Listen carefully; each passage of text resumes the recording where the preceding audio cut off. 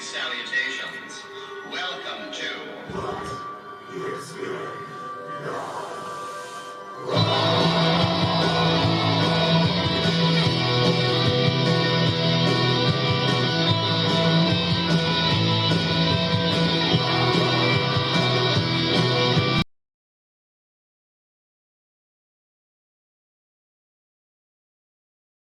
Calvin, what's in the chest? There's only one way to find out. Please, help yourself. Of course. Oh, it's a little fellow. Yeah, it's a pygmy gorilla. A pygmy gorilla? Yeah, now go ahead and touch it. Okay. Rock, can I take it out? Yeah, go ahead and take them out. Oh, I want to be very careful. You know what, Oh. Yeah, it's just rubber latex. Oh, it's rubber latex. Yeah, with a little bit of animal hair in there. So this is a rubber latex pygmy gorilla. Yeah. How cool is that? Look at that. It looks ancient. Yeah. Now, I have no idea on the age of this or anything like that. This is just one of those finds that I stumbled across, and I knew I had to have it. Oh, I love them. All right, you're going back to bed, little fellow.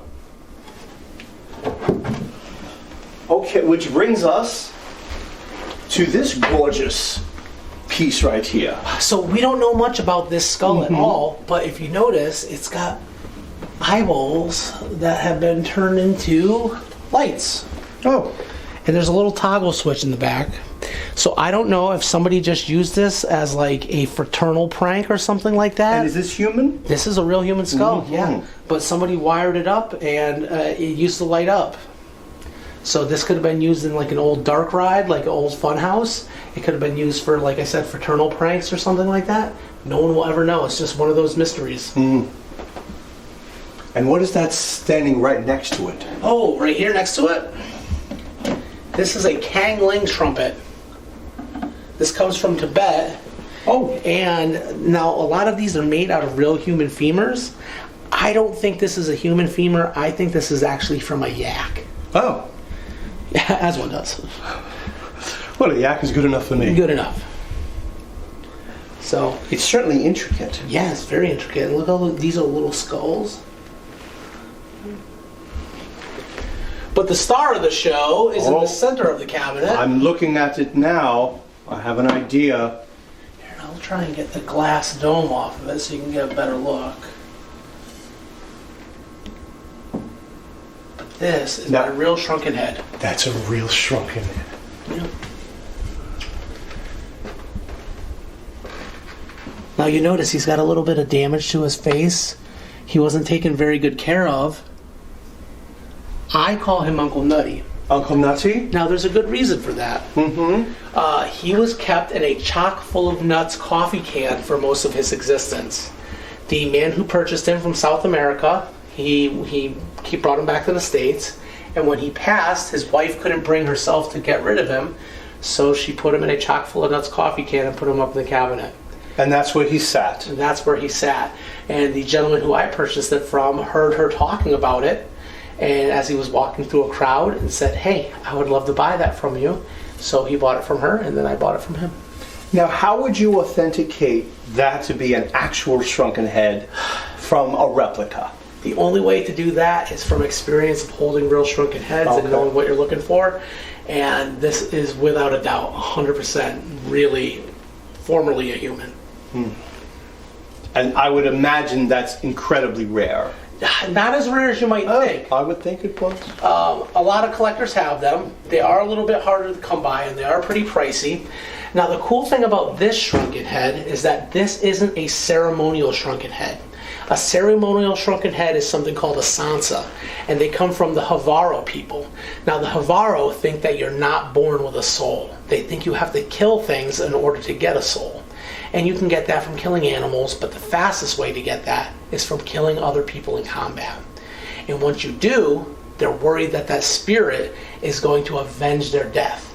So they take the head, they peel the skin off the back of the skull, very much like a Halloween mask, and they boil it down to get all the fats and the oils out of the skin, and then they pack it with stones and sand, and they dry it down.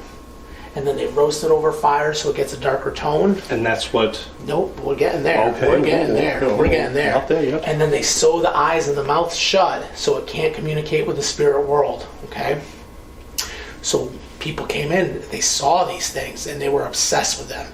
So they would trade with the Havaro so they could get these shrunken heads. Well, eventually, the Havaro ran out of heads. So they started robbing graves and mortuaries and hacking the heads off of corpses. And that's what this is. This is a grave robbed shrunken head. It just keeps getting better. Doesn't it? So, we've got a grave robbed shrunken head. Yes. Do I deliver when I tell you I'm going to deliver? Yes. Amazing. Is this part of this? No, this is actually something from Africa. It is called an atum. It's a fortune-telling device. And it's shaped like a crocodile. Oh, I love crocodiles. Yeah. And I love the art on it. Yeah, it's Sometimes beautiful. it's simple, but the way they did the patterns, and I know it's all done by hand. Yeah, 100%. And then I see something handwritten. Yeah. This is quite a beautiful treat. So these are feather death crowns. All right, you'll have to illuminate us. What is a feather I death shall. crown? So there is a belief in Appalachia, along where the Appalachian Mountains are, that if you find one of these inside your pillow, it means that you're going to die soon. It means it's a bad omen. So the way to prevent that is you have to reach in the pillow, pull it out, and break it up. Okay? Adversely, if somebody dies and they find one of these in their pillow, they believe that it means they were carried to heaven by an angel. So these are both a good and bad omen at the same time. Pretty cool, huh? Now, I believe they're just produced by pressure of the human head, motion, and sweat and everything like that, making everything congeal to it. But it's very hard to produce one of these by hand. This is a natural phenomenon that you just have to get lucky to stumble across. Now, these all come from the same family. It's a grandmother, a grandfather, and an 11-year-old girl. All of these people had passed, and these were found in their pillows. And I see a hand right next to it. Yeah.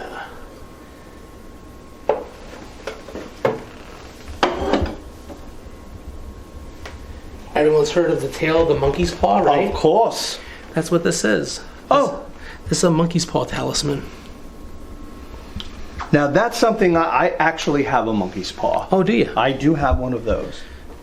I've always loved that story. Has it ever granted you any wishes? It has not. Neither has this one. Maybe we just got to find out where you put the batteries, huh? I think mine may be broken. So the next shelf is full of goodies. This is where the real witchcraft is. Oh, the real witchcraft. Yeah. I knew we'd get there. Go ahead, man. Why don't you hop in and take some good shots of that? Oh, all right. Get in there. Don't be afraid. Yes.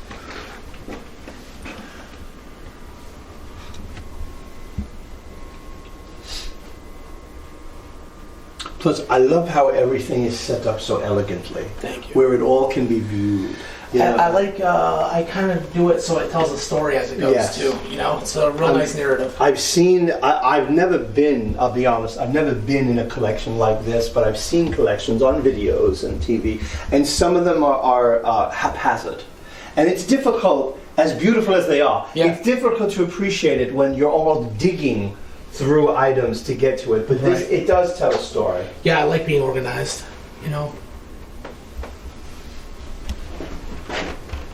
All right, so this is the real deal. Yeah. We're at the Witchcraft Center.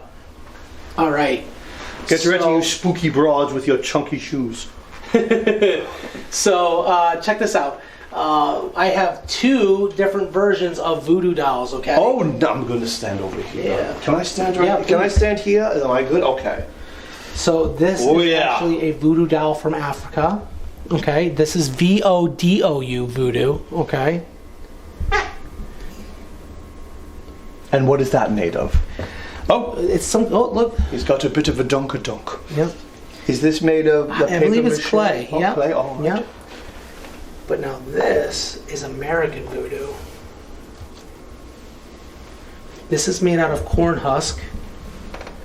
And you can see the nails have been driven into the heart in what appears to be the groin region.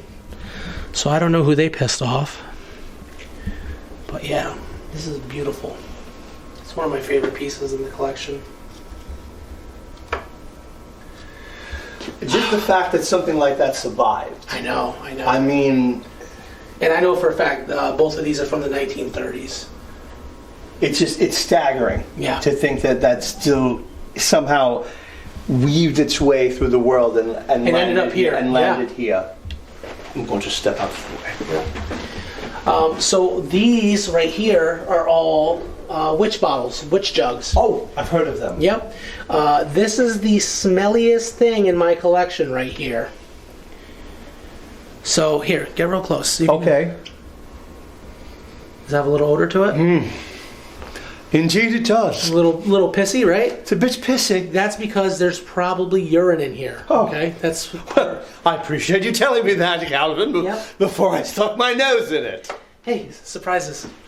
So... It's a little bit pissy. When I first got that in the mail, because all the contents had been disturbed, it was hot to the touch. Oh, dear. It had started some kind of chemical reaction with everything in there, and it reeked so bad. Like, I opened the box and it hit me so bad with the smell of urine.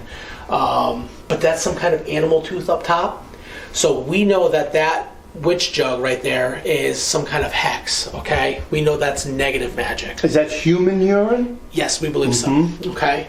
Now, here's a good example. Not the worst thing. Of a positive witch jug, okay? We believe this was created as a form of protection for a family because there's 5 individual little dolls in there and they're all bound. Look at that. And this was probably kept on the windowsill or tucked along the inside of a wall inside of their house to keep the family safe. And how, such a delicate touch to make something like that. I know, right? And for both of these to survive all these years, you know? Yeah, and it seems to be in perfect condition. Am I correct in saying that? Yeah, the only thing that's wrong with this one is that somebody broke the seal to find out what was inside. Aside from that. Yeah. That little guy in the back, that is actually all the way from the witches market in Bolivia, Peru. Peru. Yep, that is a mummified llama fetus. There's something you don't see every day. No. Now, they believe that if you take the mummified llama fetus and you bury it underneath your house, not only does it ensure fertility, but it also scares away witches. It is a frightening little fellow, isn't it? Yeah. My. And then I see so much stuff. Yeah. On that shelf down Again, here. the witchcraft continues down here. This is different incenses, not incest. Not incest. Incense. That We'll get to that later. That was used in different kinds of divination. There's different kinds of cleansers to remove evil spirits. Different kinds of oils for all kinds of purposes, from love to gaining money. And that fellow right there with that gorgeous mustache. That gentleman right there, I believe he was a physician, and he used to have this good luck horseshoe hanging up in his office. And somehow you That's acquired him. this. F.O. Manning, M.D. That's And his photo. in his photo. Yeah. I don't know how you do that. Yep. Luck, I guess. And then that's a funny little face down there. Yeah, so these are all like tourist trade voodoo dolls. Ah. Yep. And I just bought another one. So that would be so. Oh, so how often? That brings us up another question. How often do you add to the?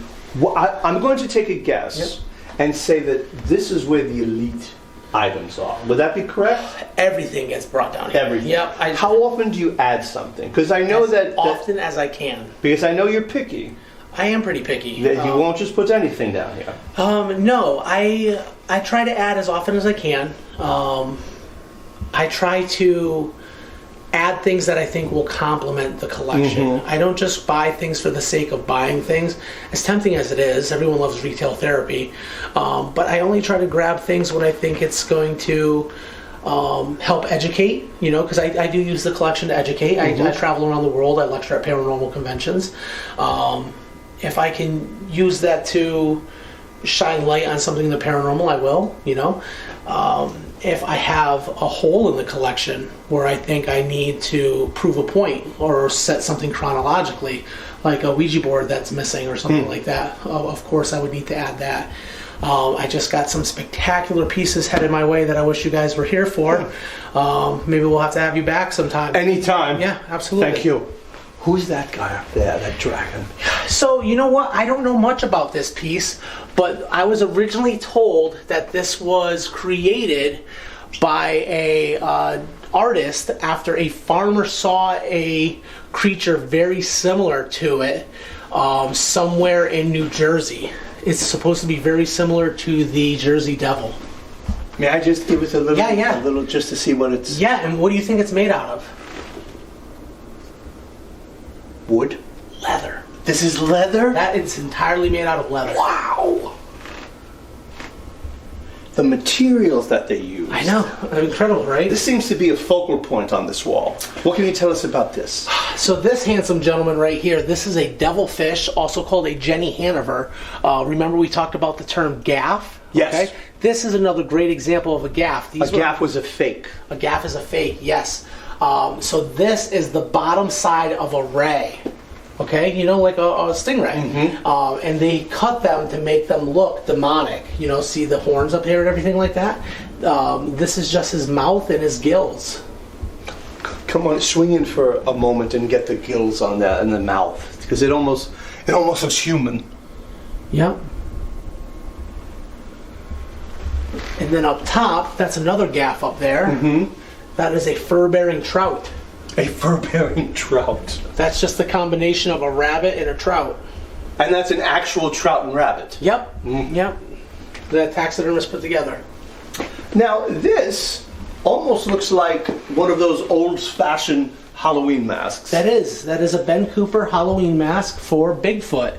This is the Bigfoot shelf of the collection. Oh, Bryce Edwards is going to love this. Please. Right here in the back, I have a specimen of Bigfoot hair. Mm-hmm. And then I have an actual photograph of Bigfoot. I'll take that out. Let's see if the Ghoulfather can spot him. He's hard to make out, but right there. Oh, is that the fellow right there? Yeah, you can see him. That's his arm walking backwards. Are you happy now, Bryce? I'm doing Bigfoot stuff. Bryce is a big Bigfoot fan. Who isn't? Who isn't? The next shelf belongs. These are casts. Those are the casts. Yep. Okay. This is from Orang Pendek, and this is actual from a Bigfoot. This is actually called Wrinklefoot, and this wrinkle right here. Go ahead, run your finger along that. Right here. Is that ridge? Feel that, right? Yeah. So they're saying that that is really good evidence that that's a real foot and not just like a fake footprint, Right. because that's the ridge on the bottom of your foot. And down here... Down here, the next shelf, this has to do with extraterrestrials. This is a commemorative plate from the bridge that Mothman was said to knock down, the Silver Bridge. We have a lot of Mothman fans in the group. And then this is an actual piece of the Silver Bridge, that piece of metal. And then that piece of concrete is from the TNT factory that he was seen at, too. Oh. There we go. And then what's down here? Oh, is that more Bigfoot? Yep, those are Bigfoot footprints for making footprints in the snow. Oh. Fortune-telling game. And then I see, looks like crystal balls. Yes, absolutely. Those are all for crystal gazing. And fortune-telling hat. Oh, what was that? What was that called when they would study the head? Phrenology. Phrenology, yes. Yep. So phrenology is a pseudoscience. It's not real. Just as palm reading. It's also a pseudoscience. But all this stuff is so interesting and so beautiful. It is. It's absolutely fascinating. And the aesthetic of it all is really what, draws me in too. Like, I love these pieces. Excuse me, I beg your pardon. I love these pieces down here. What's this item? So these are actually one of the creepier things I have in my collection. Oh, I'm so good at this. We don't know much about these at all, okay? These were found in a tin box, and they all came together in one set. These are what we would call poppets. Poppets are a form of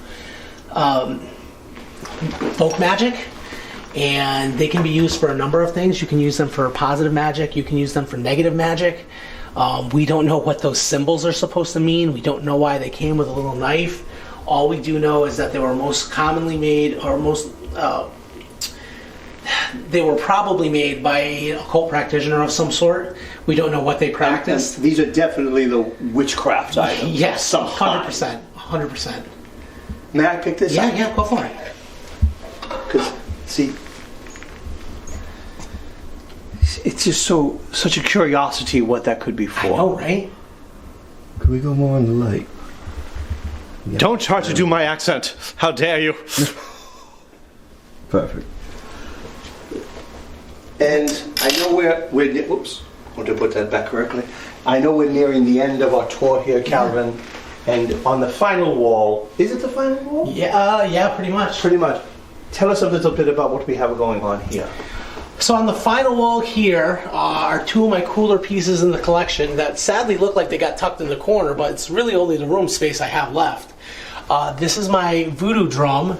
The voodoo drum came with a very spooky handwritten letter, essentially detailing that the gentleman who owned the voodoo drum believed it was a protective talisman that stopped his bunkhouse from catching fire and would thwart his enemies for him.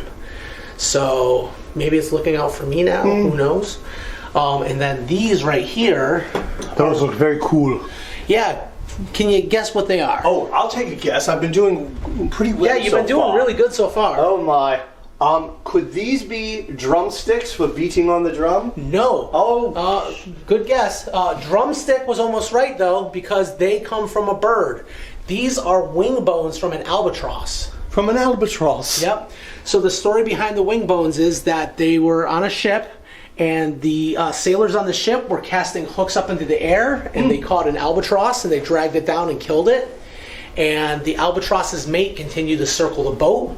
The gentleman who kept the bones was going to have the piece taxidermied, so he had it in his cabin. And they took the circling albatross's mate as a bad omen. They stormed the cabin and they said, "Look, you're either throwing that overboard or we're throwing you overboard with it." And he said, and they were serious. They were serious because they were very superstitious. And he said, "Go ahead and take it." But he managed to hide just these two wing bones, and they threw everything else overboard.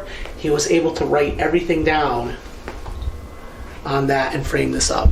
And this comes all the way from, it's dated, I think it's 1853 on here. 1889, I'm sorry, 1889. So Calvin has allowed me to show this myself. This is what's known as a murder ring. And supposedly, as the story goes, this ring was being worn by someone as they're being murdered. So I'm going to try it on right now. And from what he has explained to me, some people won't put this on, but what have I got to lose? Such a beautiful piece, isn't it? And ladies and gentlemen, this brings us to the end of our tour. Calvin Von Crush, thank you so much, sir, for your hospitality. And I wanted to remind everyone that Calvin will be displaying mainly spirit art, but a good portion of his collection at Gallery 53, right here in Meriden, Connecticut, starting October 1st. And you'll also be doing a lecture. I will be doing a lecture, and there's even going to be a ghost hunt because the gallery is allegedly haunted. Now, and when those tickets go on sale, which they're not yet, we will let you know, because I'm certainly going to be there, and you should be there as well. And your band, Room 21. Yes, sir. Okay. Calvin, I'm just so beside myself. Calvin's band, Room 21, old school horror punk. Yes, Can you sir. tell us just a little bit about it? Yeah, so... I know it's mostly under wraps, but... Yeah, so it's the debut album. We're aiming to release it this Halloween. It's, like you said, old school horror punk in the vein of Misfits. I think the lyrics are more aligned of Alkaline Trio, if you like stuff like that. Classic 4/4 stuff, lots of bass, lots of guitar. And I've heard the demos. Yeah, we actually got on a Horror Punks USA demo during the quarantine compilations. So if you guys checked it out, Room 21's on there, Before You Become a Ghost. Yeah, it was fun. I hope everyone likes it, so stick around for that. And I'll keep you updated on that as well. And finally, there may be one or two of you in our audience who enjoy skin art. And Calvin has to be a tattoo artist. So where do you work, Calvin? Where could they come see you? I work in Connecticut, right here in Woodbridge, Connecticut, at Lucky Soul Tattoo. This October, I'm actually doing a discounted rate for anything involving horror, Halloween-related tattoos. You guys can find me on Instagram at Calvin Von Crush, and you can drop me a line if you have any questions about that. I'll link all that in the description. And one question, would the Ghoulfather count as a Halloween-themed tattoo? 100%. 100%. Well, thank you, Calvin, for your time. Thank you all for joining us. Be sure to like and subscribe. I mean, what do I have to do for you people to get you to like and subscribe? So until next time, we may be freaks, but we are not alone.